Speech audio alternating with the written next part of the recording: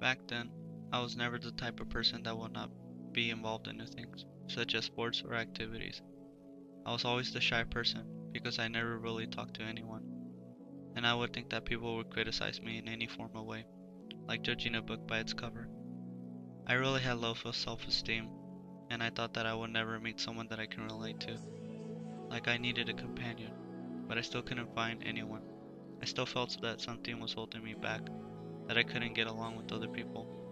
Not being the brightest kid, it made me feel really horrible, but I was still looking. Towards the end of my sophomore year, I met a girl and she was nice. I wanted to say hello to her and introduce myself to her, but I was too shy to tell her anything at all. Then one day she asked me out to prom because she told me that it would be nice if I would go out with her to dance. I said yes because I thought she was nice and talented, and she was very creative as well. I took her to prom and we went to a restaurant that was called Flying Bow. And then we were talking about our past and how we can relate with some things. Before we arrived to prom, her and I took a picture together and she was smiling all the time because I was there by her side. When prom was about to end, like in those last minutes to make a move, she asked me if I wanted to kiss her.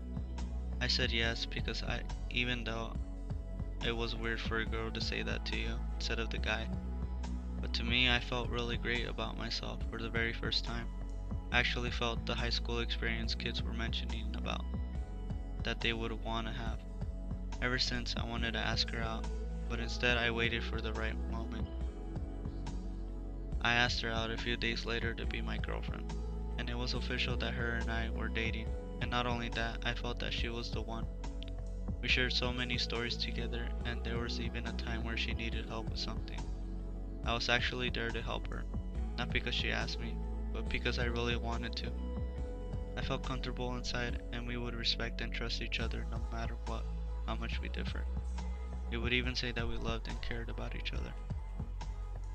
It was during the summer when her father kicked her out of her house because she didn't follow the rules and got treated horribly. Her father told her to cook food for her little brothers and sisters, and she couldn't do it because she was busy doing her chores that her father asked her to do earlier that day. I knew I had to do something about it, like standing up for her, but I knew I needed to keep my mouth shut as well. I told her that her father was wrong, making her do something after another, and she shouldn't be treated like a slave at all. As soon as I heard that from me, he was furious about what I said, and he told her to pack her clothes up and move in with her mother in Sacramento. I felt bad because she was crying and was scared because she didn't know what to do at that time. But it was better for her because she shouldn't be treated like a slave.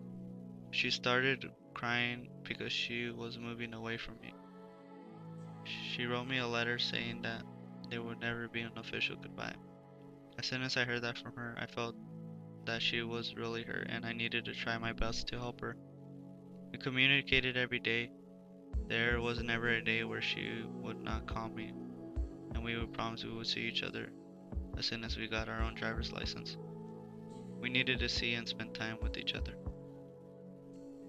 One day I was coming home from work and I wanted to call her and tell her how her day was.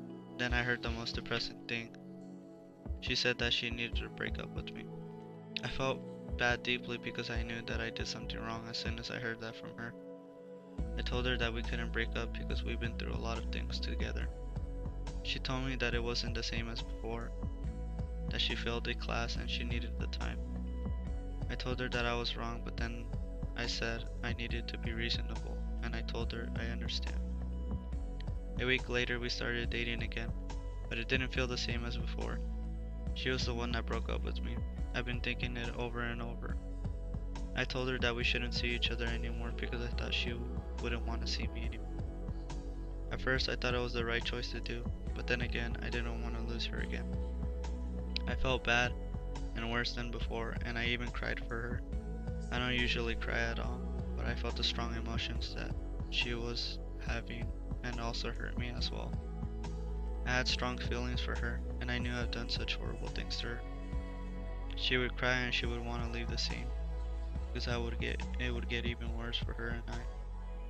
I needed her to forgive me, and I told her that I was sorry. But it was too late. She found someone else. Because she needed to forget everything. At first, I felt angered inside, like hurting people for no reason. But I told her that she should be happy and let go of the past. I told her to forgive me, and it's true because I didn't want her to feel bad being with me. Instead, I let her go. She had to make a right choice whether she wanted to be with me or not. But one thing for sure is that I didn't want to force her into doing something she should not be comfortable with. I didn't want to make her into something that she's not. I let her go because she needed the space and time, but most importantly, I let her go to be happy again, to not suffer with me. I learned my lesson is that you shouldn't force love because things will eventually change throughout time, and I needed to move on as well. I believe that just because I've been in a breakup, it doesn't mean that the world is going to end, that life has no meaning. I believe that forgiving them is what matters the most, because life keeps on moving, changing, and whether you are successful or not, your lives are worth the most, and cherishing them would give you the life you want to live, the potential to learn, and the ability to succeed. I believe in respect, treat others how you want to be treated, and always trust and be honest with your people you loved and care about, because losing them would be probably the worst event that could ever happen in your life. To me, it's an experience because I learned that I should have done better. I should have really put my time and effort. I believe in forgiveness because it's one of the strongest qualities you can ever have to become a better person. This I believe.